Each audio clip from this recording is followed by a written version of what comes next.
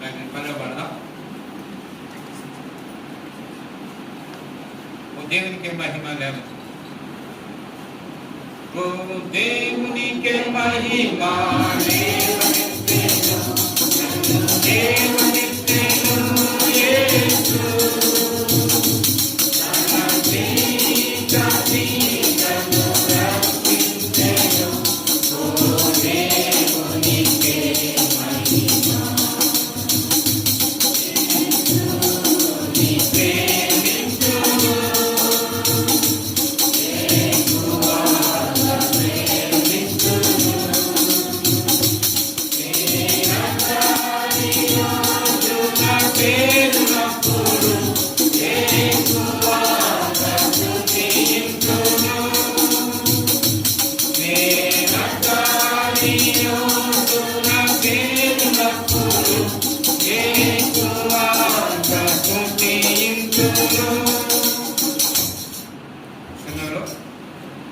వర్తమానం చంటి వచ్చి వాక్యాన్ని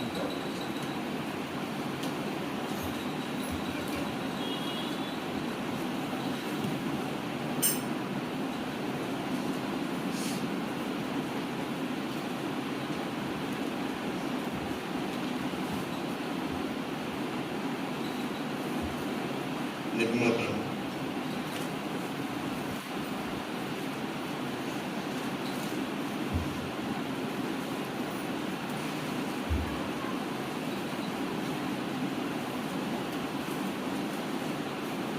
నిర్మాకాండం 33వ అధ్యాయం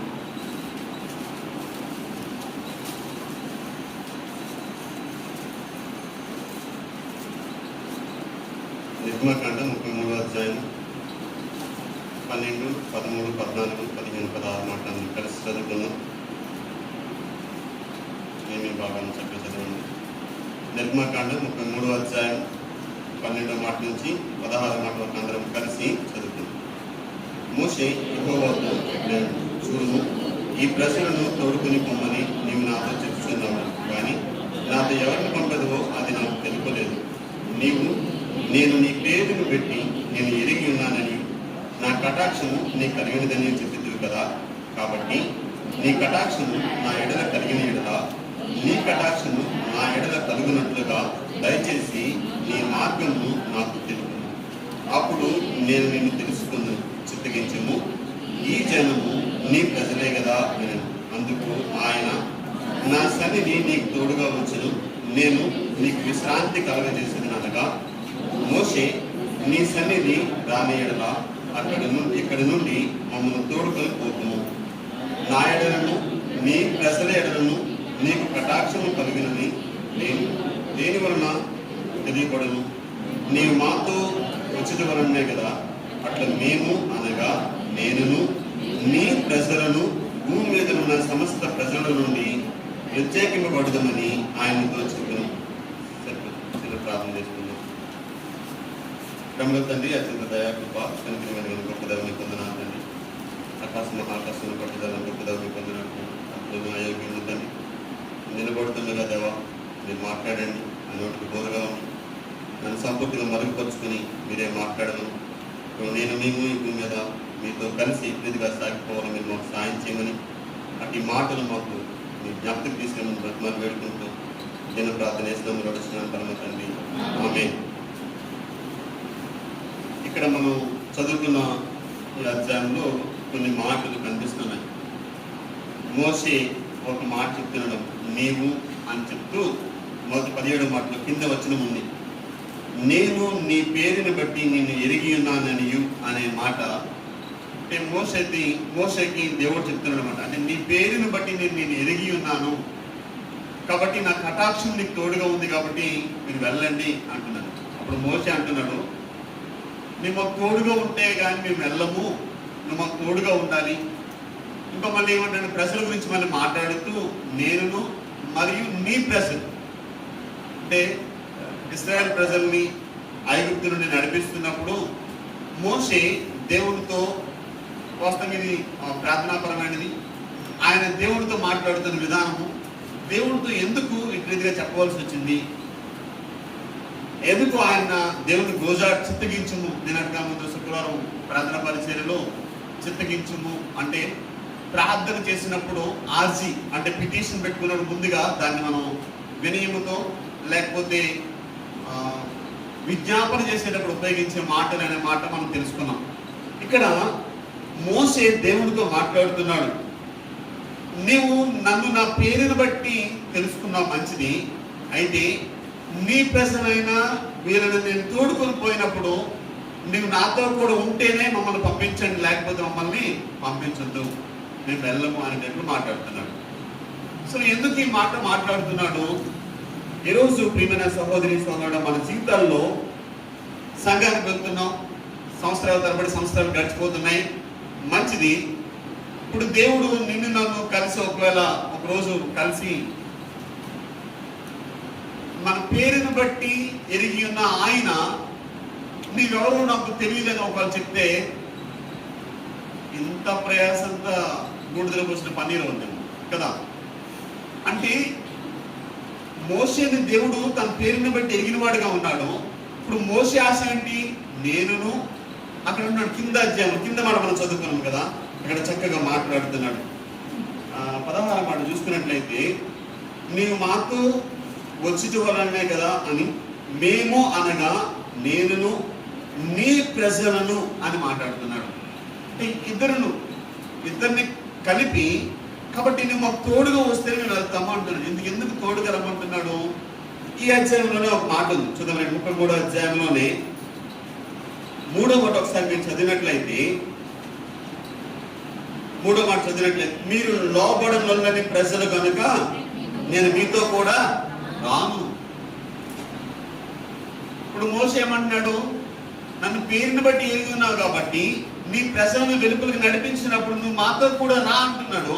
ఇప్పుడు ఈయనేమంటున్నాడంటే నేను మీతో రాను అంటున్నాడు.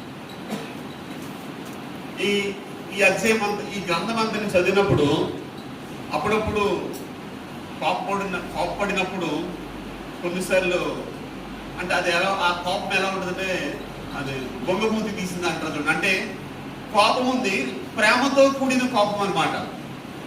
లోపల ప్రేమ ఉంది, కానీ వారి యొక్క జీవిత విధాన శైలి, వారి యొక్క శైలి సరైన విధానం లేకపోవడం వల్ల ఎప్పుడేమో నేను రాను అంటున్నాడు దేవుడు, ఈయనేమో నువ్వు రా అంటున్నాడు. దీని గురించి ఆలోచన చేసినాడు. ఏమైందంటే నాకు ఒక ఆలోచన వచ్చింది. అవి రాత్రి 10 గంటలకు బాత్రూమ్కి వెళ్ళాలనుకుంటున్నాడు. వాళ్ళ అమ్మమ్మ రమ్మన్నాడు. అమ్మమ్మ రామ్మ, భయం వేస్తుంది, చీకటి కదా, అండ్ నేను నీతో రాను రా అన్నాడు వాళ్ళ అమ్మమ్మ.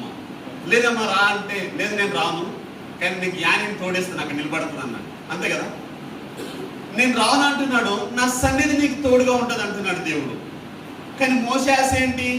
నీవే రావాలి, నీవు వస్తే నేను అంతలోకి వెళ్ళము.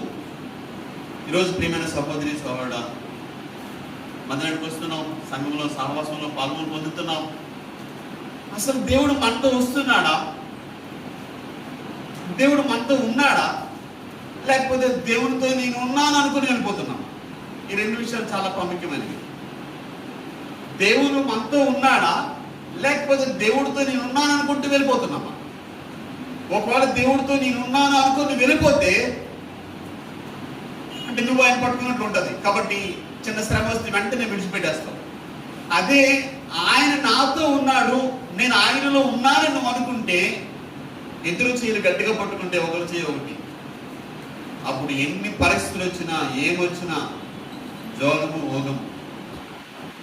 ఎందుకు ఈ మాట చెప్తున్నానంటే, అనేక పరిస్థితులు ఎదురవుతున్నప్పుడు చిన్న చిన్న పరిస్థితులకి దేవుడి మీద సనుకుతాం మనం. చిన్న చిన్నమైన సంఘటనలు మన బ్రతుకులో ఎదురైనప్పుడే ఏమనిపిస్తుంది, ఎందుకు నాకే ఇవన్నీ అని అనిపిస్తుంది. ఈరోజు ఇశ్రాయేల్ ప్రజల్ని దేవుడు అంత ప్రయాసపడి, చూపిస్తాను మీకు అన్నిను, అంత ప్రయాసపడి ఇబ్బందికర పరిస్థితులను నడిపించిన దేవుడికి వాళ్ళు ఎలా కనిపించారంటే, మీరు లోబడని ప్రజలు కాబట్టి నేను మీతో రాను అంటున్నాడు. మోసే వదిలిపెట్టలా, లేదు నువ్వు రావాలి, లేదు నా సన్నిధి నీకు తోడుగా ఉంటుందండి, నీ సన్నిధి నువ్వే మాకు కావాలి. 34 చదువుతున్నాడు ఆ మాట కూడా. నిర్గమకాండం 34వ అధ్యాయం 9వ మాట మనం చదివినట్లయితే, ప్రభువా నా మీద కటాక్షం కలిగిన ఎడలా నా మనవి ఆలకించుము, దయచేసి నా ప్రభువా మా మధ్యన ఉండి మాతో కూడా రావాలి. సరిపోతుంది. ఆయనేమో రానంటున్నాడు, ఈయనేమో వెళ్ళనంటున్నాడు కదా. ఒకసారి ఆలోచన చేయండి. రాత్రి 7:30 అయ్యేసరికి ఒకవేళ వాష్రూమ్కి వెళ్ళాలంటే మా తల్లిదండ్రులు రాని కొట్టేసుకుంటారు ఇద్దరు. నువ్వురా అంటే నువ్వురా అంటే నువ్వురా, నేను రాను, లైట్ వేస్తాను వెళ్ళండి అమ్మా అంటే అసలు వెళ్ళరు. ఎవరో ఒకరు బయట నిల్చుంటే అప్పుడు ఒకరు వెళ్తారు, ఒక తర్వాత ఒకరు వెళ్తారు అనమాట. అంటే ఎలా ఉందంటే మనకు భయము అని తెలిసినప్పుడు వేరే వాళ్ళ మీద ఆధారపడతాం. ఏం పర్వాలేదని ఎప్పుడు నీకు ధైర్యం వస్తుంది? అయితే అక్కడ వెలుతురు ఉండాలి, ఆ వెలుతురులో నీకు తోడుగా ఎవరో ఒకరు ఉండాలి, అప్పుడు నువ్వు తప్పకుండా వెళ్ళిపోతావు. ఇక్కడ కూడా మన జీవితంలో ప్రియమైన సహోదరి సహోదరుడా, నీవు నేను సాగిపోతున్న మన జీవిత కాలంలో ఒకవేళ దేవుడితో మన సహవాసం లేకపోయినట్లయితే, సంఘములో సహవాసములో సరైన దృక్పథం కలిగి జీవించలేకపోయినట్లయితే చిన్న చిన్న విషయాలకే పడిపోయిన వారిగా ఉంటాం. ఇశ్రాయేలు ప్రజలు చూపిస్తాను మీకు, నేను చిన్న చిన్న విషయాలు మీరు పడిపోయి గాఢాంధకరమైన పరిస్థితుల్లో అప్పుడు వెళ్ళిపోయారు. కారణం ఏంటంటే అనేకమైన ఆలోచనలు వారి జీవితాలు. మీరు చాలాసార్లు విని ఉంటారు ఈ అధ్యాయుల గురించి, 10 తెగుల గురించి మీకు బాగా తెలుసు, కంటో పాఠమే. కానీ మళ్ళీ మీకు ఒకసారి నేను అక్కడ ఉన్న కొన్ని విషయాలు మీకు తెలియచేయాలని ఆశపడుతూ ఉన్నాను. అసలు ఎందుకు మోషే దేవునితో ఈ మాటలు మాట్లాడుతూ ఉన్నాడు? ఏ సందర్భంలో దేవుణ్ణి మోసే గోజాడవలసి వచ్చింది? మనం చదువుకున్నాము, ఆయన రానంటున్నాడు. ఇశ్రాయేల్ ప్రజల్ని ఐగుప్తు దేశం నుండి 430 సంవత్సరాలు వారి జీవితకాలంలో పడుతున్న వేదనలు, శోధనలు, ఇబ్బందికర పరిస్థితులు చూసిన దేవుడు విడిపించి నడిపించి తీసుకొస్తున్నప్పుడు చివరి వరకు రావాల్సిన తండ్రి అయిన దేవుడు ఇప్పుడు ఏమంటున్నాడు? మార్గ మధ్యంలోనే ఆ సినాయి పర్వతం దగ్గర నేను మీతో రాను అంటున్నాడు. ఒకరోజు యేసుక్రీస్తు అని ఎరిగి ఉన్నాము. ఎందుకంటే ఆ పరలోకములో తండ్రి అయిన దేవుడు తన యొక్క స్వాస్థ్యం మన కొరకు సిద్ధపరిచిన ఆలోచన చేసి, ఆ స్వాస్థ్యాన్ని పొందాలని ఆలోచన చేసి దేవుడు మనం ఏర్పాటు చేసుకున్నాడు. ఆ స్వాస్థ్యానికి వెళ్ళక ముందే ఒకవేళ నువ్వు నేను పడిపోతున్నామేమో. మన గమ్యం అక్కడ ఉంది, కానీ మన గమ్యంలోకి వెళ్ళలేకపోతున్నాం. కారణం ఏంటంటే మార్గ మధ్యలోనే పడిపోయాం మనం. ఎందుకురా పడిపోయాం అంటే, నేను దేవుని పట్టుకొని అనుకోని వెళ్ళిపోతున్నాను కాబట్టి వాడు ఎక్కడ నడిపించాడంటే, ఉదయం అంతూ చెప్పినట్లు త్రిత్వమైన దేవుడు నీ జీవితంలో నా జీవితంలో తెలియలేకపోతే, అయితే నువ్వు ఒక యెహోవా దగ్గరికి వెళ్ళిపోతావు, లేదా యేసుక్రీస్తు దగ్గరికి వెళ్ళిపోతావు, లేకపోతే అటు అంత పరిశుద్ధాత్మ వచ్చిందని చెప్పేసి చప్పట్లు కొడుతూ గేమ్లు వేస్తూ గోల్ చేస్తూ ఉంటాం అంతే. ఇది ఎప్పుడైతే ఎరిగి ఉంటామో దేవుని చేయి మనం గట్టిగా పట్టుకుంటామో ఆయన మన చేయి పట్టుకుని నడిపిస్తాడు. చూద్దాం రెండు కొన్ని విషయాలు. ఇశ్రాయేల్ ప్రజల పట్ల దేవుడు ఎట్టి ఆధిక్యత కలిగి ఉన్నాడు అనేవి 5 విషయాలు మీకు నేను చూపిస్తాను. మనకందరికి బాగా తెలుసు కాబట్టి మీకు త్వరగా ఈ విషయాలను చూపించాలని ఆశపడతా ఉన్నాను. మొట్టమొదటి మనం చూసుకున్నట్లయితే నిర్గమకాండం 3వ అధ్యాయము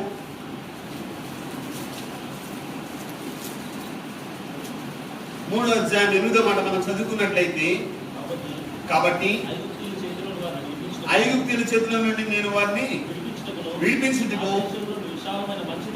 ఆ దేశంలో విశాలమైన మంచి దేశములకు, అనగా కనానీయులకు, హివ్వీయులకు, అమోరీయులకు, పెరిజీయులకు, గిర్గేషీయులకు, హివ్వీయులకు, యెబూసీయులకు నివాస స్థానమైన పాలు తెలుగు దేశములకు నడిపించుటకు దిగి వచ్చున్నాను. ఒక మాట, ఫస్ట్ మాట ఇది.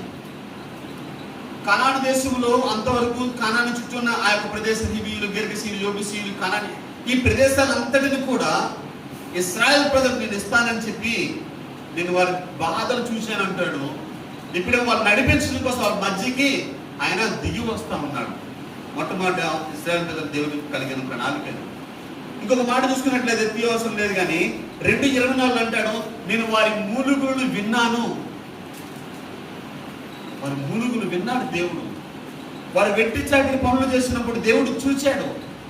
430 సంవత్సరాల ఐగుప్తులో బానిసత్వంలో నలిగిపోతున్న ప్రజల యొక్క జీవిత విధాన శైలిని దేవుడు చూచి వారలేకపోయాడు. ఏసేపు వరకు అక్కడ వాళ్ళకి ఎలా ఉంటుందంటే, ఐగుప్తు ప్రజలు ఏసేపు అధికారం ఉండేటప్పుడు చేతులు కట్టుకొని ఆయన ఏది ఆజ్ఞాపిస్తే చేసేవాళ్ళు. ఆ తర్వాత ఏసేపు ఎలాగిన ఒక పెద్ద తరం వచ్చిన తర్వాత ఏమైపోయి వీళ్ళు పడిపోయారు. ఇప్పుడు ఒక ఆయన ఐగుప్తులు రాజు ఒక ఆయన వచ్చాడు. అతను ఏ విధంగా ఆలోచించి, బాబు వీళ్ళు పెరిగిపోతా ఉన్నారు, వీళ్ళు పెరిగిపోతే మనం నాశనం చేస్తారండి, వాళ్ళ బానిసత్వంలోకి నడిపిస్తుంటూ పోయాడు. బానిసత్వంలో మగ్గిపోతున్న ఇశ్రాయేల్ ప్రజలు విడిపించడానికి దేవుడు కలిగిన ప్రణాళికలో ఇశ్రాయేల్ ప్రజల పట్ల తన యొక్క ప్రణాళిక ఉంది. దేవుడు ఏం చేశాడంటే దేవుడు వాళ్ళ బాధలను చూశాడు, వాళ్ళ మొర విన్నాడు, వాళ్ళ మూలుగులను విన్నాడు. ఇప్పుడు ఆ బాధలన్నింటిని చూసిన ఆయన వారి మధ్యను దిగి వారిని నడిపించడానికి ఇష్టపడతాడు. ఎక్కడికో మీరు చూశారు, పాలు తేలు ప్రవహించే కానాను దేశంలోకి అలా నడిపించినప్పుడు దేవుడు ఏం చేశాడో చదవనండి. అలా నడిపించినప్పుడు మొట్టమొదటి దేవుడు ఇశ్రాయేల్ ప్రజలకి తనను కనపరుచుకున్నాడంట. దేవుడు ఏ విధంగా అంటే అక్కడ మంచి మాట ఉంది. మీరు ఎప్పుడైనా ఆలోచన చేశారా ఈ మాట గురించి?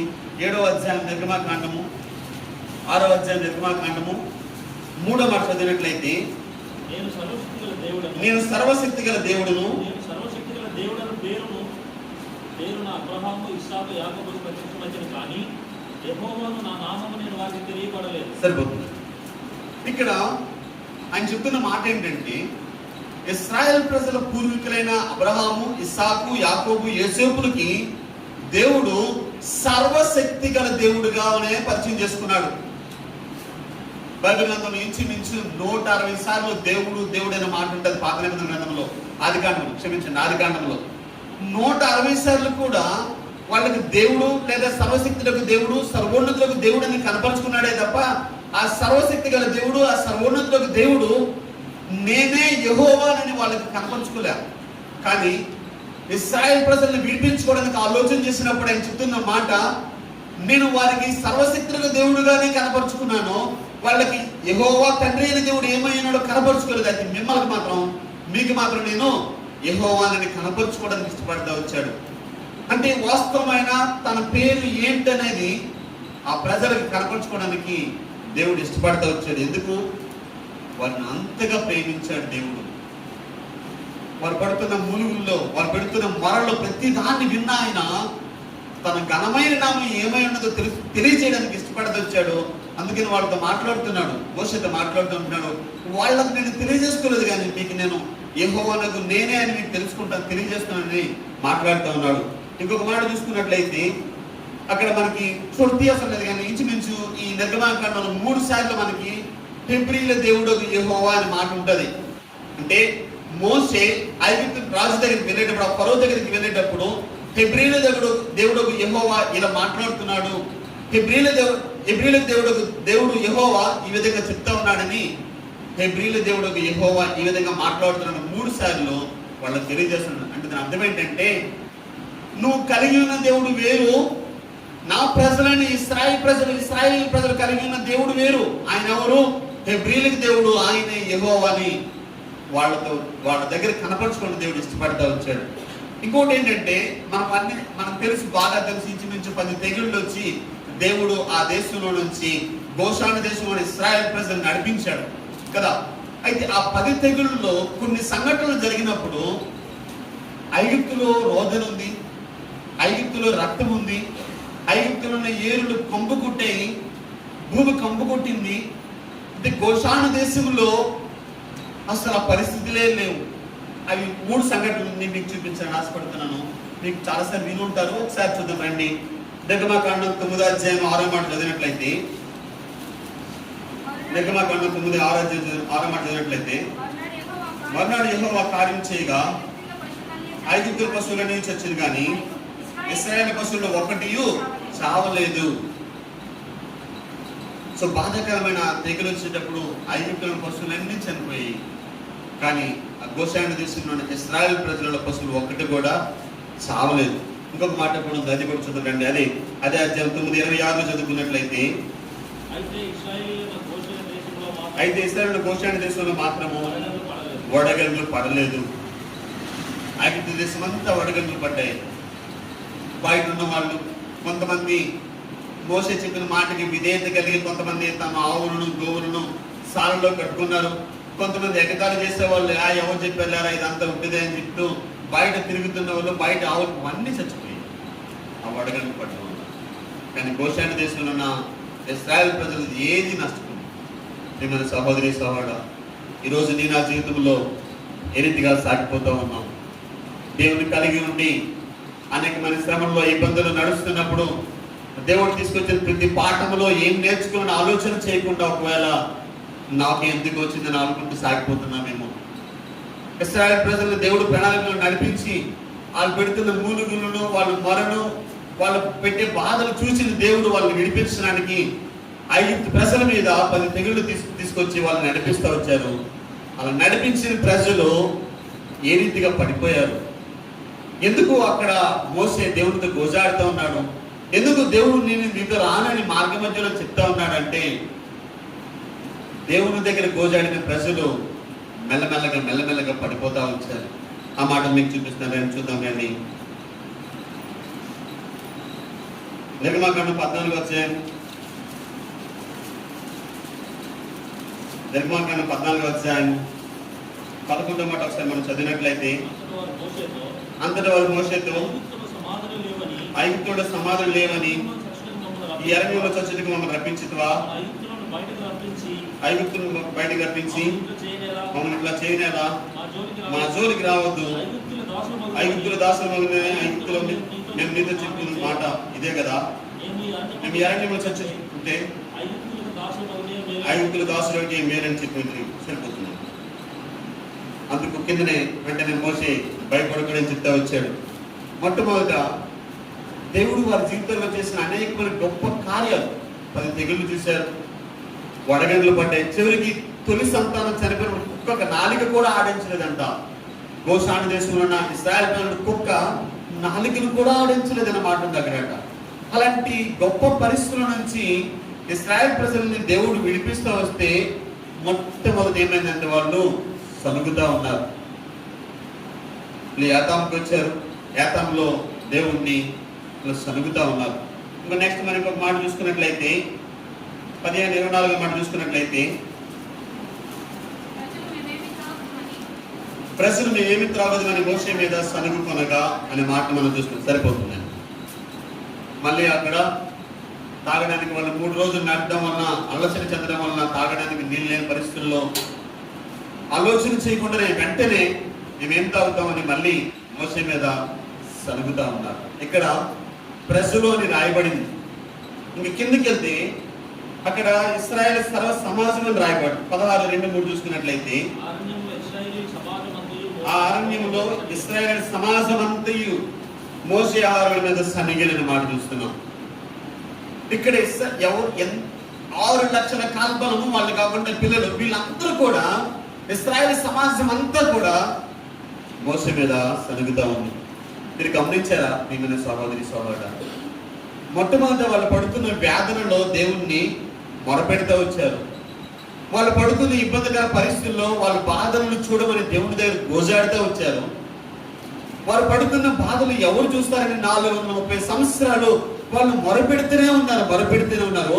మొరపెట్టిన దేవుడు, వాళ్ళ విజ్ఞాపన విన్న దేవుడు, వాళ్ళు మొరను వాళ్ళ మునుగులను విన్న దేవుడు ఇప్పుడు ఇశ్రాయేల్ ప్రజలను విడిపిస్తే ఇప్పుడు ఏం చేస్తున్నారు? వాళ్ళు సనుగుతా ఉన్నారండి. మొట్టమొదటి సనిగేరని ఉంది, ఇప్పుడు ఏమైంది? మోసే మీద ఆహారం మీద సనుగుతున్నారు, గురుగుతున్నారు. 2 మాటలు కలిసాయి. ఇంకా ముందుకు వచ్చేసరికి రెఫీదీములు ఏం చేశారంటే వాళ్ళు ఆ మాట కూడా వచ్చుతుందండి. అది కూడా ఇక్కడ ఈ మాట చూసుకున్నట్లయితే 16 మనం 2 చదువుకున్నాము కదా. వాళ్ళు మోసే మీద సనుగుకున్న వెంటనే, అంతకుముందు మనం చూసిన మాటల్లో మోసే మళ్ళీ దేవుడి దగ్గరికి వెళ్ళి మొరపెడతాడు. ఇక్కడ దేవుడే ముందు అంటున్నాడు ఏమని? వాళ్ళ సనుగులు నేను విన్నాను, వాళ్ళు ఏ విధంగా చేస్తున్నా నేను చూసేది కూడా మాట్లాడతాడు.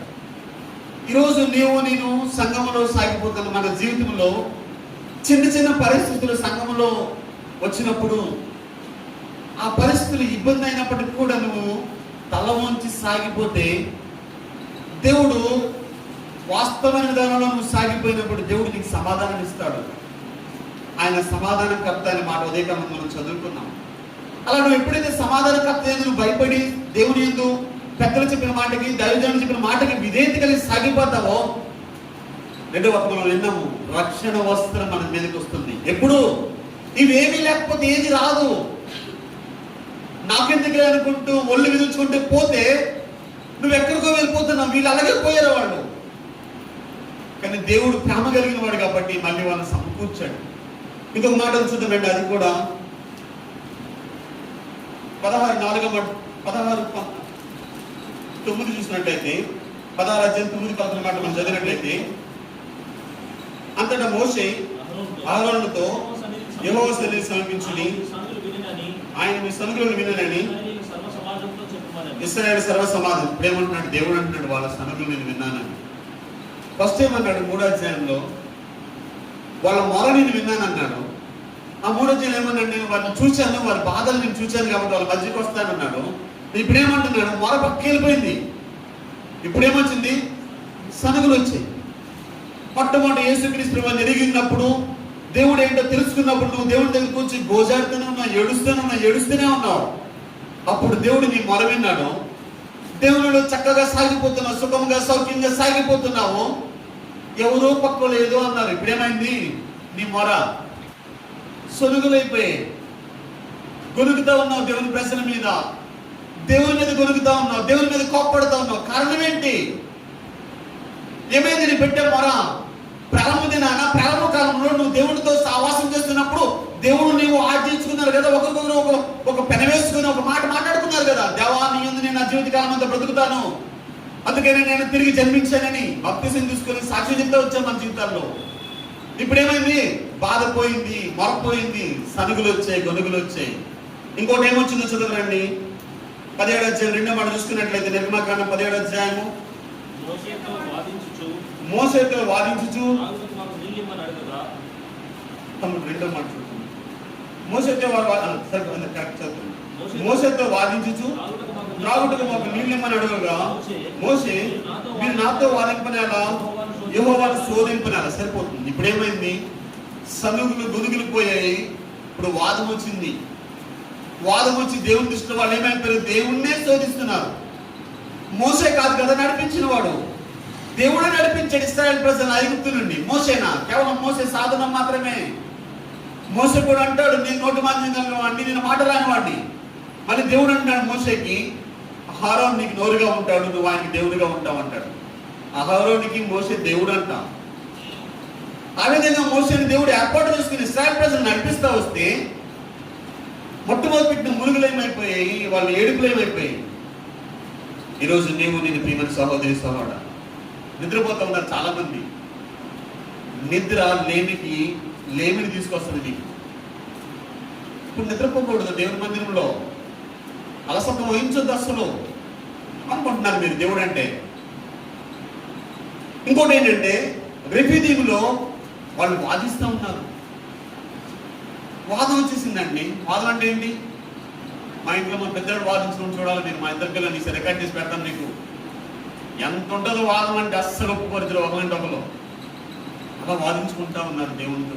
అయ్యో, ఇలా పడిపోయారండి. ఈరోజు నేను దేవునితో కొన్ని ప్రణాళికలు చేసుకున్నాము. దేవుడు ప్రణాళికలు అడుగుతున్నాడు మనసులో. మీరు ఊరుకుంటారు కానీ దేవుడు ఊరుకోడండి. లోపల దేవుడు మీతో మాట్లాడతాడు, పరిశుద్ధాత్మ దేవుడు మాట్లాడతాడు. అందుకని త్రిత్వమైన దేవుడు మనం సరిగా తెలుసుకోవాలి. దేవుని మర్మమైన క్రీస్తుని సరిగా మనం ఎరిగినట్లయితే దైవత్వం యొక్క సర్వ పరిపూర్ణత అందులో పరిశుద్ధాత్మ కూడా ఉంటుంది. అది ఆయన యందు ఉంది కాబట్టి, ఆయన యందు మనం కలిగి ఉన్నాం కాబట్టి, ఆయన మనము కలిగి ఉన్నాం కాబట్టి, ఆయన యందు బయలు కలిగి సాగిపోతే దేవుడు చక్కగా మనం నడిపిస్తాడు. ఇప్పుడు వాళ్ళు ఏం చేస్తారు? వాదం పెట్టుకుంటున్నారు. వాదం అంతా దేవుడి దృష్టిలో ఏమైపోయింది? శోధిస్తూ ఉన్నారు. ఇంకొక మాట ఉంది, వాళ్ళు ఎంతగా పడిపోయారండి. ఆ మాట కూడా మీకు చూపిస్తాను రండి. నిర్గమాకాండం 32వ అధ్యాయంలో ఇప్పుడు ఎందుకు వాళ్ళతో రవాణాడు దేవుడు అంటే ఈ మాట కోసమే. రండి, నిర్గమాకాండం 32వ అధ్యాయము 7వ మాట చూసుకున్నట్లయితే, కాగా మోషేతో యెహోవా వెళ్తున్నాను, నీవు దిగి వెళ్ళము, ఐగుప్తు దేశం నుండి నీవు రప్పించిన నీ ప్రజలు చెడిపోయిరి. అంటే సీక్వెన్స్ ఎలా వచ్చింది చూసారా? ఫస్ట్ ఏమో చక్కగా గ్రాఫ్ పైకి వెళ్ళింది. 430 సంవత్సరాలు ఐగుప్తు ప్రజలు వాళ్ళు పెట్టిన హింసలు బాధలను బట్టి ములుగుతా వచ్చారు, మొరపెడతా వచ్చారు.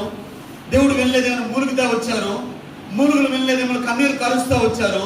దేవుడు ఇప్పుడు చూసి వాళ్ళ మధ్యని దిగుతా వచ్చాడు. దిగి మోషేని ఏర్పాటు చేసుకుని ఇశ్రాయేలు ప్రజలను విడిపిస్తా వస్తే ఫస్ట్ సరుగులు గొనుగులు అయిపోయాయి, గొనుగులు వాదం అయిపోయింది, వాదనేమో శోధింపడం అయిపోయింది. ఇప్పుడేమో చెడిపోయారంట వాళ్ళు. రెఫీదీములో ప్రజలు చెడిపోయారు. సీనా అరణ్యంలో ప్రజలు వాదిస్తూ ఉన్నారు. ఏతాములో ప్రజలు సనుగుతా ఉన్నారు. కిందకు వచ్చేసరికి ఇంకొక మాట ఉంది, ఈ ప్రజలు దుర్మార్గులైన మాట కూడా ఉంటది. 32:22 మాట చూసుకున్నట్లయితే, అవును నా ఏలినవాడా నీ కోపం మండనీయకము, ఈ ప్రజలు దుర్మార్గులు అన్నమాట నీ వెరుగుదువు. దుర్మార్గులు అయిపోయారండి. ఇంకో మాట చూపించింది కానీ అక్కడ మాట ఉంది, ఏంటో తెలుసా? దుర్మార్గమైన ప్రజలంట వారి మీదకి విచ్చలవిడితనం వచ్చిందంట. విచ్చలవిడితనం. విచ్చలవిడితనం అంటే ఏంటో తెలుసా? నేను సహోదరి సహోదరుడా, చెప్పడానికి నా వయసు సరిపోదు కానీ ఆలోచన చేయండి. మన జీవితాల్లో మనం ఏ పరిస్థితుల్లో దేవుణ్ణి ఎరిగి ఉన్నామో, ఒకవేళ దేవుడిని మనం పట్టుకోకపోయినట్లయితే వీళ్ళందరూ ఏమైపోయారంటే, మళ్ళీ ఇంకోటి తెలుసా, దేవుడు వాళ్ళ మధ్య కార్యాలు చేస్తూనే వచ్చాడండి. రెఫీదేవుడు యుద్ధం వచ్చింది, దేవుడు విజయాన్ని ఇచ్చాడు. అంతకుముందు మన్నా, ఒక చేదైన నీళ్లు దగ్గర మన్నా మంచి నీళ్ళు ఇచ్చారు. దేవదూతలు తినే ఆహారాన్ని వాళ్ళు తిన్నారు, సామాన్యమైన ఆహారం తినలేదు వాళ్ళు. 40 సంవత్సరాలు వాళ్ళు దేవదూతల ఆహారాన్ని తిన్నారు వాళ్ళు. అలాంటి ప్రజలు సరుగుతూ గొనుగుతూ మునుగుతూ దేవుడిని శోధిస్తూ దేవునితో వాదిస్తూ చివరికి ఏమైపోయారంటే దుర్మార్గులు అయిపోయారు, చెడిపోయారు వాళ్ళు. ఇప్పుడు ఏమైందంటే వాళ్ళ మీదకి విచ్చలవిడితనం వచ్చేసింది. లోతు పిల్లలు విచ్చలవిడితనం కలిగిన వాళ్ళు. ఎందుకంటే సుగమ గుమరలో వారి జీవితాన్ని జీవిస్తూ ఉన్నారంటే ప్రజలు. అందుకనే వాళ్ళ పిల్లలు చూస్తున్న సరైన దృక్పథం కాకపోయినప్పటికీ వాళ్ళు అలా చేశారు, తాగించేసి. కారణం అంటే విచ్చలవిడితనం. ఈరోజు నీ నా జీవితంలో వాస్తవమైన దేవుని ఎరిగి లేకపోతే, దేవుడు నిన్ను చక్కగా సమృద్ధి నడిపిస్తున్నాడు, నువ్వు విచ్చలవిడి విధానం మొట్టమొదటి చూసుకున్నట్లయితే ఒక్కొక్క ప్లేస్ లో ఒక్కొక్కటి వచ్చే వాళ్ళ దగ్గరికి. అందుకు దేవుడు అంటున్నాడంటే నేను మీతో రాను అంటున్నాడు. అర్థమైందా? ఇప్పుడు మోషే వారందరి తరపున గోజాడుతా ఉన్నాడు, అయ్యో నువ్వు రావయ్యా, లేదు లేదు నేను రాను, మీరు లోబడిన ప్రజలు కాబట్టి నేను రాను అంటున్నాడు. అయితే ఆయన ప్రేమ కలిగిన వాడు, ఆయన న్యాయవంతుడు. ఈ మాటలన్నీ మనకు అధ్యాయాలు కనిపిస్తాయి. ఆయన న్యాయవంతుడు, ఆయన ప్రేమ కలిగిన వాడు, ఆయన నీతిపరుడు, ఆయన దయ కలిగిన వాడు అనే మాట ఉంది. ఆయన కనికరం అనేది చాలా గొప్పదండి. అది ఆ కనికరం కలిగిన దేవుడు ఇప్పుడు మోషేతో ఏమంటున్నాడు, నా సన్నిధి నీకు తోడుగా వస్తుంది అంటున్నాడు. ఆ నడిపిస్తున్న ఆయన మళ్ళీ 34:9 మళ్ళీ అంటున్నాడు, నువ్వు మా అక్క కూడా రా అని బ్రతిమాలుతా ఉన్నాడు. దేవుడు తన కనికరం బట్టి, తన ప్రేమను బట్టి ఇశ్రాయేలు ప్రజలతో సాగిపోతా వచ్చాడు. యెషయా గ్రంథం 63లో ఒక మంచి మాట ఉంది, ఆ మాట కూర్చుందండి. యెషయా గ్రంథం మాట మనం చాలాసార్లు విన్నాము. 63:9 మాట మనం చూసుకున్నట్లయితే, వారి యావత్ బాధలో ఆయన బాధనందును ఆయన సన్నిధి దూత వారిని రక్షించును, ప్రేమ చేతను తాలిమి చేతను వారిని విమోచించును. పూర్వదినులన్నింటిను ఆయన వారిని ఎత్తుకొనుచు మోసుకొనుచు వచ్చును. సరిపోతుందండి. మీరు గమనించినట్లయితే ఇశ్రాయేలు ప్రజలు అనేకమైన సార్లు సనగినప్పుడు కానీ గునిగినప్పుడు కానీ దేవుడు వాళ్ళ మీద తీసుకొచ్చిన ఆ పరిస్థితులన్నిటిలో వాళ్ళతో పాటు దేవుడు కూడా బాధపడుతూనే వచ్చాడండి. వాళ్ళతో పాటు దేవుడు కూడా కన్నీరు కారుస్తూనే వచ్చాడు. అయ్యో వీళ్ళ పట్ల ఇంత గొప్ప ప్రణాళిక కలిగి ఉన్నానే, ఎందుకు వీళ్ళు ఇలా చేస్తున్నారని, ఎందుకు నన్ను శోధిస్తున్నారని దేవుడు గోజాడుతూనే ఉన్నాడు. ఆఖరికి ఉండలేక ఒకసారి ఏమంటాడంటే, నిర్మాకాండంలో మోషే దగ్గరికి వచ్చి, ఈ ప్రజలందరినీ నాశనం చేసేస్తాను, నిన్ను గొప్ప జనముగా చేసుకుంటానని అంటే మోషే అంటాడు, అయ్యో దేవా అది ఎప్పటికలా చేయొద్దు తండ్రి. కారణం ఏంటి? నీ పూర్వీకులైన అబ్రహాం, ఇస్సాకు, యాకోబుకు నువ్వు ఒక వాగ్దానం చేశావు కదా, నీ వాగ్దానాన్ని నువ్వు మరుస్తావని మోషే తిరిగి గుర్తు చేస్తా ఉన్నాడు. అదే దేవుడు ఈ రోజు ఇక్కడికి వచ్చి, సీఎంలో ఎవరు వద్దు నువ్వు ఒక్కడే రారంటే పర్లేదు నేను ఒక్కడిని వచ్చేస్తాను అని అంటాం మనం కదా. అలాంటి కాదండి, మనంత మంచివాడు కదా. అంటే ఆ గొప్ప జనాంగం అంటే అబ్రహాం, ఇస్సాకు, యాకోబులకు ఇచ్చిన దేవుడు వాగ్దానం కూడా పక్కన పెట్టేదానికి ఇష్టపడతా వచ్చాడు. కారణం ఏంటంటే అంతగా శోధించారండి ఆ ప్రజలు, అంతగా శోధించారు. కానీ మోషే మళ్ళీ జ్ఞాపకం చేస్తా ఉన్నాడు. మోషే నీకున్న అంటే నీ నుండి ఒక జనాంగం తీసుకొస్తాను, వాళ్ళని గొప్ప చేస్తానన్నాడు మోషేని. కానీ మోషే దేవుని ప్రణాళిక ఉన్నాడు, దేవుడి చిత్తమేంటి ఎరిగిన వాడు ఉన్నాడు, తండ్రి అయిన దేవుడు తనకి ఏ పని అప్పగించాడో తెలుసుకుని వాడుకున్నాడు. కాబట్టి అట్లా ఎప్పటికీ కుదరదు. కారణం ఏంటంటే నువ్వు వాళ్ళకి వాగ్దానం చేశావు. ఉదయకాలం ముందు ఆరంభమానంలో ఆ కింద ఒక మాట ఉంది, ఆయన మాట తప్పని వాడిన మాట ఉంది. యెషయా గ్రంథం మనం చదువుకున్నాం. ఆ కింద ఆయన సమాధానకర్తకి దేవుడు అంటే మాట తప్పని వాడు, ఆయన మాట తప్పని దేవుడు.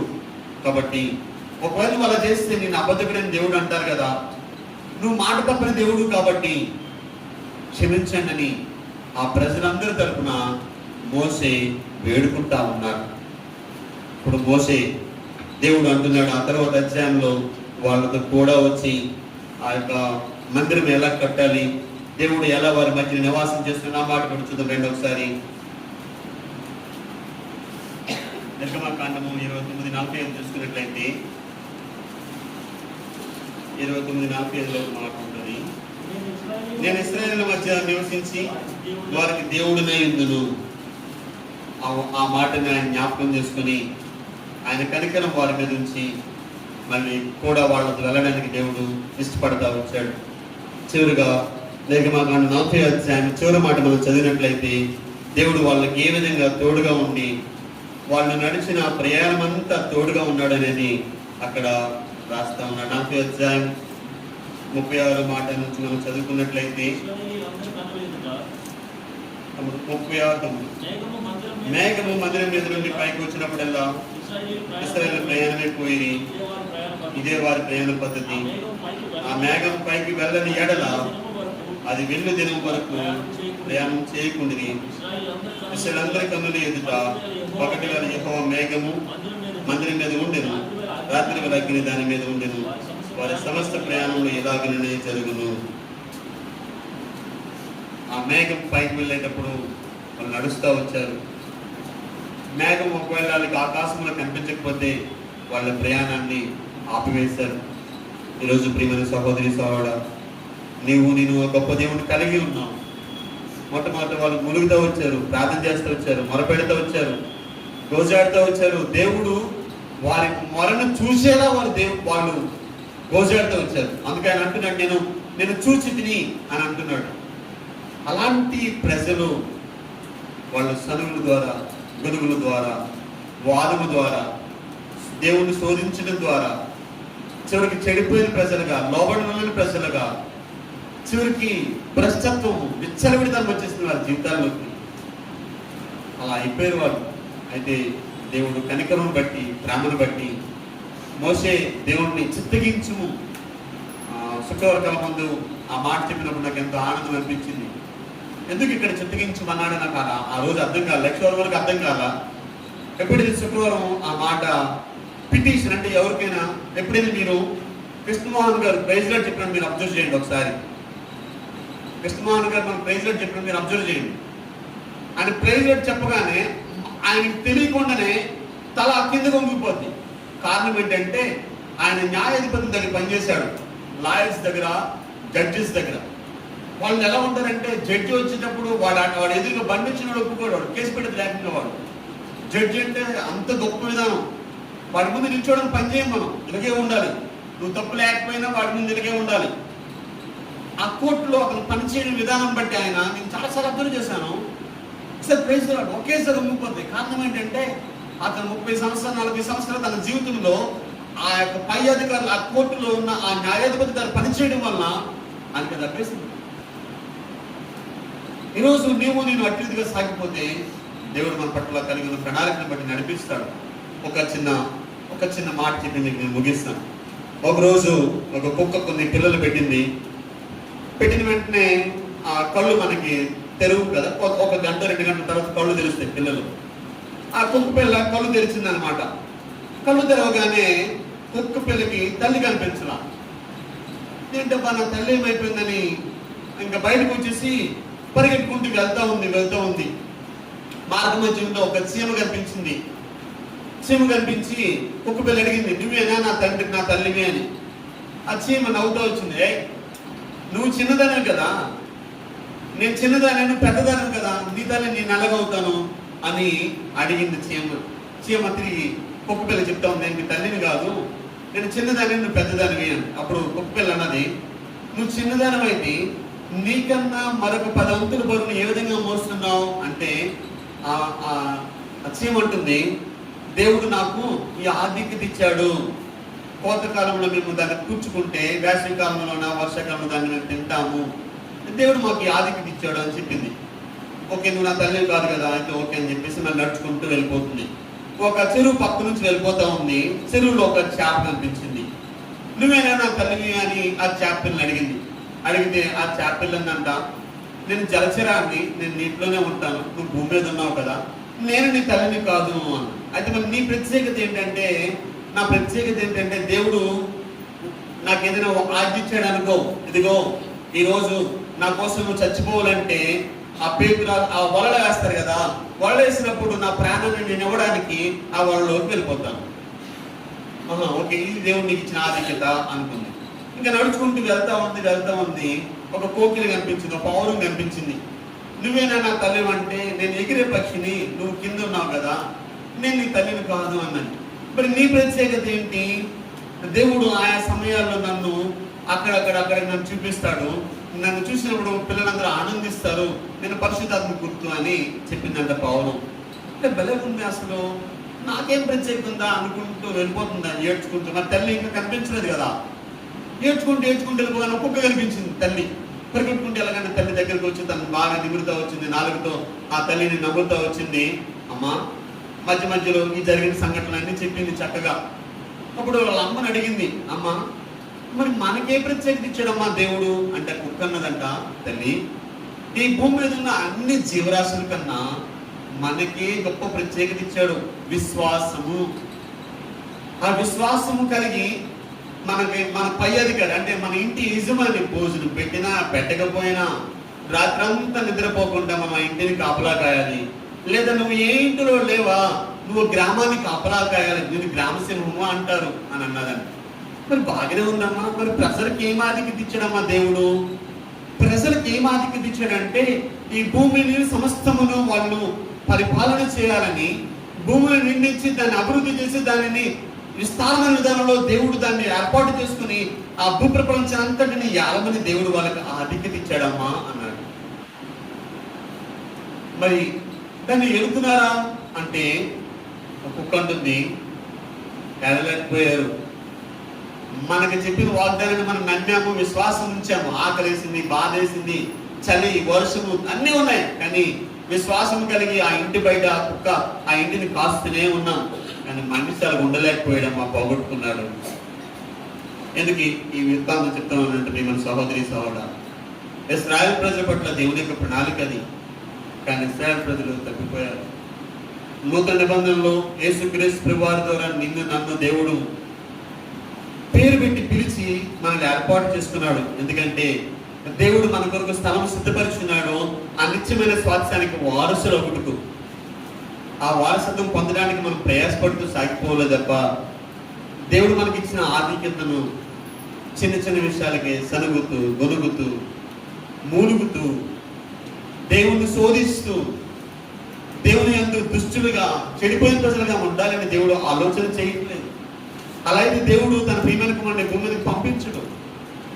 కాబట్టి అది గుర్తెరిగి ఆయన భయం కలిగి ఇశ్రాయేలు ప్రజలతో మళ్ళీ దేవుడు మోసే గోజాడుతున్న విధానాన్ని బట్టి తండ్రి అయిన దేవుడు మళ్ళీ వచ్చి వాళ్ళకి సహాయం చేస్తూ వచ్చాడు. చక్కగా 40 సంవత్సరాల దేవుడు వాళ్ళని నడిపిస్తూ వచ్చారు. అనేక పరిస్థితులు దేవుడు నడిపిస్తూ వచ్చాడు. ఈ రోజు నా జీవితంలో ఈ లోకంలో సాగిపోతున్నాం. బాధ ఉంది, ఇబ్బంది ఉంది, వ్యాధి ఉంది, అన్నీ ఉన్నాయి. కానీ దేవుడు సౌఖ్యంగా నడిపిస్తున్నాడు. నెమ్మది కలిగి, కేవలం నెమ్మది, సంతోషం కలిగి దేవుడు ఎన్ని పరిస్థితులు నడిపిస్తూ ఉన్నాడు. కాబట్టి అట్టి గొప్ప దేవుడు మనం కలిగి ఉన్నాం. అట్టి సాక్ష్యాన్ని ఎదురు ప్రచురపరుస్తూ ఈ లోకంలో సాగిపోదాం. దేవుడి కొద్ది మాటలు దీవించును గాక. ఆమేన్.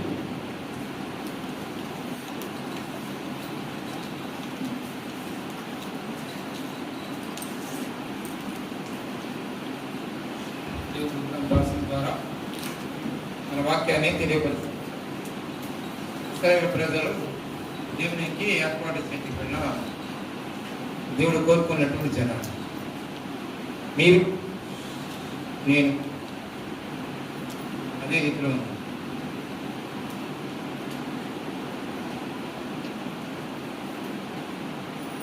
ఆదికాండ 15వ అధ్యాయంలో అబ్రాహాముకి దేవుడు ఒక రుజువు చెయ్యాలి నిబంధన చేయాలని ఆశపడి నువ్వు కార్యక్రమం చేయవయా అన్నాడు. అన్ని కోసి దేని మొండానికి దానికి తలకి వేరుగా పెట్టు, నేను వస్తాను అన్నాడు. నువ్వు వస్తాను అంటే ఆయన కనపడుతూ వచ్చాడు. అలసిపోయాడు, బాగా నిద్రపోయాడు, గాఢ నిద్ర పొందిననే మాట. అబ్రాహం వచ్చి దేవుడు వచ్చి అబ్రాహం దిగి చట్టే సర్వసాధారణంగా చాలా ఓపిక కలిగింది. మీరేం చేసి పాటుపడ్డారు, నిద్రపోతున్నారు? మీరేం పాటుపడ్డారు, నిద్రపోతున్నారు? అబ్రాహం అంటే నిద్రపోయాడు. ఏం కనిపెట్టారు? అంత తెల్లారే 4 గంటలు లేవమని ఎవరు చెప్పారు? నిద్రపోయేవాళ్ళు అవుతాయి. ఇంకో దేవుని ఇంట్లో వచ్చి నిద్రపోతుంది. నిద్రపోవాల్సిన అవసరం ఏం కనిపెట్టారు? ప్రార్థన చేస్తారా? 4 గంటలు వేసి 6 గంటల వరకు మనం అలా ప్రార్థన చేస్తే మేము ప్రార్థన చేస్తానని నిద్ర వచ్చిందంట. మీ ఇంట్లో నిద్రపోను. నేను ఇంకా ఏమంటానంటే నువ్వు నిద్ర నేను ఆపుకోలేను అంటే హ్యాపీగా ఇంట్లో నిద్రపోను, దేవుని మంత్రం నిద్రపోను. సంతే కాబట్టి వదిలేడు నాకు అనుకోండి, నిద్రపోను. నిద్రపోతే దేవుని ఇంకా వాక్యం మీకు అర్థం కాదు. ఆ మాట ఎప్పుడు రాకూడదు. ఇదే మర్యాద ఉంది, చాలా మర్యాద ఉంది. ఇదే మనం ఏమి అడవిలో పుట్టినోళ్ళకి కాదు. ఎందుకు అడవిలో పుట్టినోళ్ళకి ప్రవర్తిస్తారు? నిద్ర వస్తుంది, ఒప్పుకోం, వేసి అడతాను, చేయి పైకి ఎత్తండి. ఏమ్మా ఏంటి అంటాడు. అన్న నాకు నిద్ర వస్తుంది, ముఖం కట్టుకొని వస్తుంది, ఇంత స్వేచ్ఛ ఉంటుంది. అబ్బాయి అది కుదరదు మనకి, అలాగా ఒప్పుకోం. నిద్రపోతే తల కింద పడిపోతా ఉన్నా మెలుకుదులు అబ్బాయి లేదంట. మీరు ఎంత చక్కగా ఉంటుంది, పక్కన లేకపోతే ఊరుకమ్మా నేను ఎక్కడ నిద్రపోతున్నాను. మీరు ఏం నోట్స్ రాశారు? ఆయన 5 మాటలు చెప్పాడు కదా, 5 మాటలు చెప్పాడు. రాశారా? ఆలోచన ఉందా? దేవుడు దిగొచ్చాడండి వాళ్ళతో. దేవుడు వాళ్ళతో కలిసి వెళ్ళాలి అనుకున్నాడు. దేవుని కూడా ఈగో ఉంటుంది సోమా, నేను రాను. మనమేనండి దేవుని కూడా నేను రాను అంటుంది. ఎంత బతుకున్నాడు వాడిని ఎలాగా మాట్లాడు, నువ్వు రాకపోతే నేను వెళ్ళాలని. మోషే దేవుడు నాకు మాట్లాడుతూ ఉంటే ఆ మాట చాలాసార్లు చదివాను. నీ పేరుని బట్టి నేను ఎరిగి ఉన్నాను అన్న మాట నాకు ఒక మంచి వర్తమానం వచ్చింది. ఆ వర్తమానం నేను అవకాశం వచ్చినప్పుడు చెప్తాను. మంచి వర్తమానం. నీ పేరుని బట్టి నేను ఎరిగి ఉన్నాను అంటాడు. నీ పేరుని బట్టి ఎలా జరిగాడు? దేవుడు ఏర్పాటు చేసేసాడా? తల్లి గర్భంలో ఉండగానే దేవుడు దాచేసాడా? దేవుడు ఏర్పాటు చేసాడా? ఆ మాటలు పక్కన పెట్టాను. ప్రేమ దేవుని బిడ్డలారా, మంచి వర్తమానం అంటే మనం వర్తమానాన్ని కుదించి ఆలోచన చేస్తాం కాబట్టి 5 పాయింట్లు లేకపోతే 7 పాయింట్లు కదా, 5 పాయింట్లు వచ్చేసాయి అద్భుతంగా. దేవుడు అట్లా సిద్ధపరిచేటువంటి విధానం. దిగొచ్చాడంట దేవుడు. వస్తే వాళ్ళు ఎలాగున్నారు?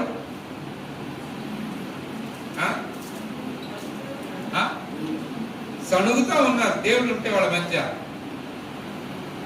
రెండోది మంచి మాట చెప్పాడు. ఇదంతా సిద్ధంగా కనపడుతుంది. మామూలుగా కూడా ఇది పెట్టేయండి వాట్సాప్.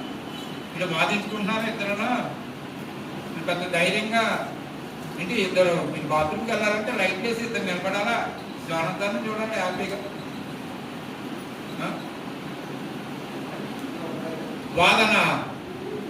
వాదన చేసుకుంటాం. ఆ మాటలకు దుర్మార్గులు అయిపోయారంటే విచ్చలవిడితనం అనేటువంటిది. దేవుడు ఇంత బాధపడుతున్నాడు.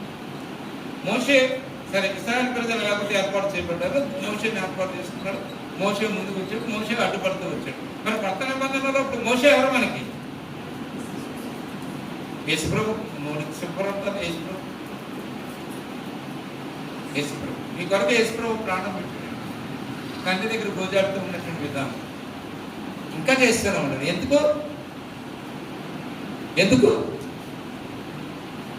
నువ్వు చేసే సణుగులు, నువ్వు చేసే వివాదం, నువ్వు చేసే దుర్మార్గం, నువ్వు చేసే విచ్చలవిడిత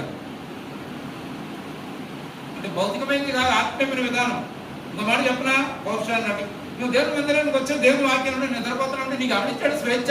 అది విచ్చల విధానం కాదు, విచ్చల విధానం కాదు.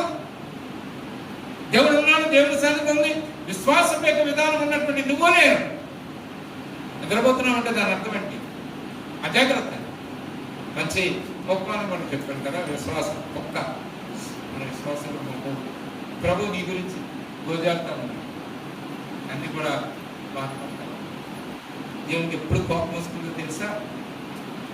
ఎప్పుడు కోపం వస్తుందో తెలుసా? దేవుడు ఎందుకు దేవుడు ఆ కోపాన్ని బయలుపరిచాడో తెలుసా? మంచి మాట చదివించాడు. యెషయా గ్రంథం 63వ అధ్యాయం. ఆ మాట చదవండి, ఆ మాట చదవండి. వారి యావత్ బాధలో ఆయన బాధలు ఆయన చూడండి ఏంటి, వారి బాధలో ఆయన బాధలు ఉందాడంట. ఏడుస్తా ఉంటే ఆయన కూడా ఏడ్చాడు. ఆయన సన్నిధి దూత వారిని రక్షించును, ఆయన సన్నిధి దూత రక్షించను, ప్రేమ చేతను తాలిమి చేతను వారిని విమోచించును. పూర్వదినులన్నీ ఆయన వారిని ఎత్తుకొనుచు మోసుకొనుచు. ఏమండి ఎలా ఉన్నాడంట? ఎత్తుకుంటా ఉంటే ఎప్పుడైనా ఆలోచన చేసావా? ఎప్పుడైనా ఆలోచన చేసావా? నువ్వు వచ్చావనుకోండి, లోనికి రాగానే నీ కొడుకు నేను ఎత్తుకున్నాడు అనుకో, ఎలా ఉంటుంది? ఎలా ఉంటుంది ఎత్తుకుంటే? నేను ఆనందిస్తానని ఆయన మనం చేయొస్తాండి. నా కొడుకు నన్ను ఎత్తుకుంటాడంటే, ఇప్పుడు పురుషార్థం మనకు వచ్చాడండి, దేవుడి జాతి పరిగెత్తుకెళ్ళి ఎత్తుకున్నాడు, ఆనందపడతారా? దింప అంటారు. నువ్వు నీ కొడుకుని జోనాతాన్ని పురుషత్వం ఎత్తుకుంటే ఎలా ఉంటుంది? అట్లా దేవుడు ఎత్తుకుంటున్నాడు, నువ్వు ఎత్తుకున్నావు లేదు. ఇప్పుడు ఎలా ఉంటుందో తెలిసి ఎత్తుకున్నటువంటి జోనాతాన్ని ఆ నాన్న రాని తీసుకెళ్ళి పైనుంచి కిందకి కొదేసాడు. తర్వాత వచ్చిన దేవుడు కొదేసాడు, ఎత్తుకుని మోయించి వచ్చాను. తర్వాత వచ్చిన చదవండి. ఆయనను వారు తిరుగుబాటు చేసి ఆయన పరిశుద్ధాత్మను దుఃఖింపజేయగా ఆయన వారికి విరోధి ఆయన ఎత్తుకున్నాడు కదా ముందు వచ్చిన వాళ్ళు. తర్వాత వచ్చిన వాళ్ళు ఏమైంది? ఎత్తుకుని దిగేసాడు. అలా ఉంటుంది, ఎత్తుకుని దిగేది. కారణం ఏంటో తెలుసా? ఎందుకు దిగేసాడు ఆయన? పరిశుద్ధాత్మను దుఃఖించు. ఇవాళ ఇక్కడ ఉన్నటువంటి దేవుడు ఎవరో తెలుసా? ఎవరు? ఇక్కడ ఉన్నటువంటి దేవుడు ఎవరు? పరిశుద్ధాత్మ దేవుడు. ఇప్పుడు భూమి మీద సంచరిస్తున్నటువంటి దేవుడు ఎవరు? నీతో మాట్లాడుతున్నటువంటి దేవుడు, హెచ్చరిక చేస్తున్న దేవుడు కాదు బాబు, ఇరు బాబు అంటున్నటువంటి దేవుడు. నువ్వు నిద్రపోతున్నావు కానీ భయం ఉంది నీలో. తప్పని లేచాను బాబాయ్, అది అందరికీ ఉంటుంది, నాకు ఉంటుంది. ఏమంది దేవుడు మాట్లాడుతుంది. మోసే దేవుడు మనకి, మోసే కంటే గొప్పవారు. అంటే భయంగా ముందుకు సాగిపోవడానికి ప్రార్థన చేద్దాం. మోకరించి అన్నిటి కొందనాలు చెల్లిస్తామన్నా అనిపించిన సమయాన్ని పెట్టండి. ఇశ్రాయేలుకి జీవితం మీరు చేస్తూ వచ్చినటువంటి విధానం. నా ప్రజలు అన్నారు, నీ ప్రజలు అంటారు. మోసే అంటున్నాడు, వాళ్ళు నా ప్రజలు ఎందుకు అవుతారు? నీ ప్రజలే అంటున్నాడు. నువ్వు నాతో రావాలి, మాతో వస్తే మేము కానీ మేము వెళ్ళాం అంటున్నాను. నీ పేరుని బట్టి నేను ఎరిగి ఉన్నాను, నేను వాళ్ళతో పాటు కలిసి వస్తాను. వివాదమైన, సనుగుడైన, దుర్మార్గమైన, కాల్మ చేత, ప్రేమ చేత వాళ్ళని ఎత్తుకొని నడిపించిన మీ అనురాగానికి ఎల్లప్పుడూ వాళ్ళు అన్ని దైవజనమైనటువంటి వాళ్ళు మీ మాటకు విధేయులు అవుతూనే వెళ్ళిపోతూ వచ్చారు. ఇదే నాన్న ఏర్పాటు చేయబడిన వంశంగా ఉన్నటువంటి మేము, మాకు యేసు ప్రభు వారు అనుగ్రహించిన ఈ ఆశీర్వాదం, పరిశుద్ధాత్మ దేవుని చేత నడిపించబడుతూ, వాక్యం చేత నడిపించబడుతున్న మేము, మాకు హెచ్చరిక ఇశ్రాయేలు జనాంగం ఉంది. 10వ అధ్యాయం కొరింథీయులకు రాసిన మొదటి పత్రిక ఆ విషయాలన్నీ పౌలు చెప్తూ ఇవన్నీ మనకు దృష్టాంతరాలుగా ఉన్నాయి. దేవుడు నమ్మదగినవాడు. అందుకే ఈ దినాన నేను ఇక్కడ నిలబడగలిగాను, మేము మీ సన్నిధిలో ఉండగలిగాను. ఈ సత్యాన్ని ఆలోచన చేస్తూ మీ యొక్క ప్రేమ, మీ కృప జ్ఞాపకం చేస్తూ మీ పరిశుద్ధాత్మ దేవుడికి గౌరవిస్తూ లోపడుతూ సాగిపోతూ నన్ను మమ్మల్ని సిద్ధపరచు. క్రీస్తు నామమున స్తుతించి ప్రార్థించి వేడుకొంచున్నాం తండ్రి. అంత లేచి నిలబడి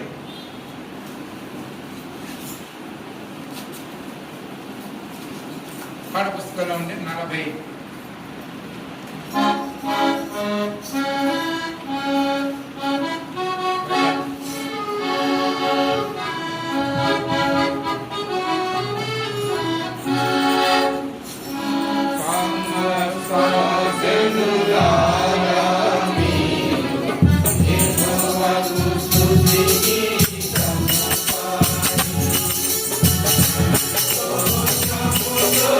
Thank you.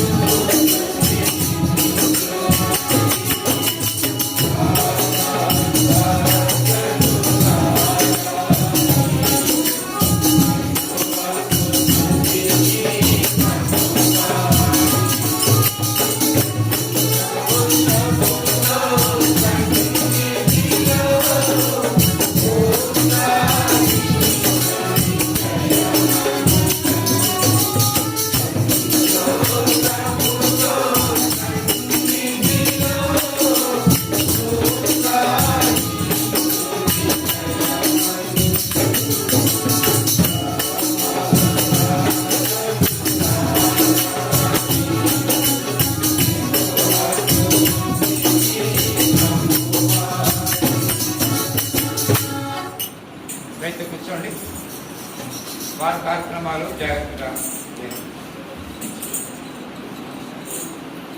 సమయంలో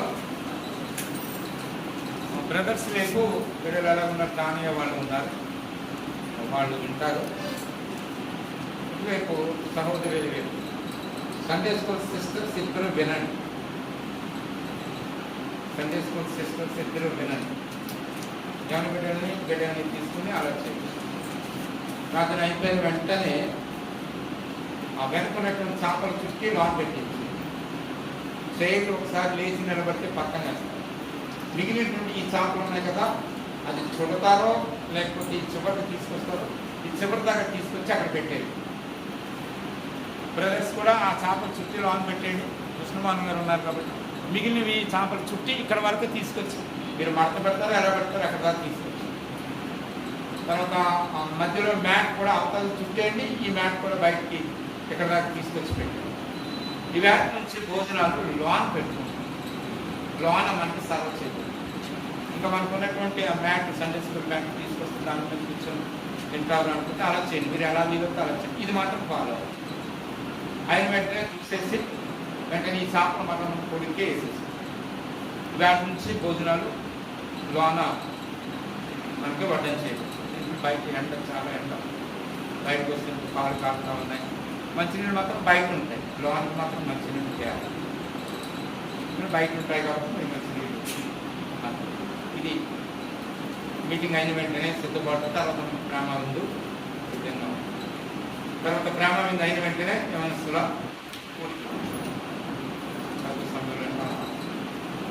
బహుశా అందరం బ్రదర్స్ అందరం ఉన్నాను కనుక అయిన తర్వాత యూత్ మీటింగ్ అయిన తర్వాత ఈ వారం యొక్క పరిచయను బ్రదర్స్ పంచుతాం.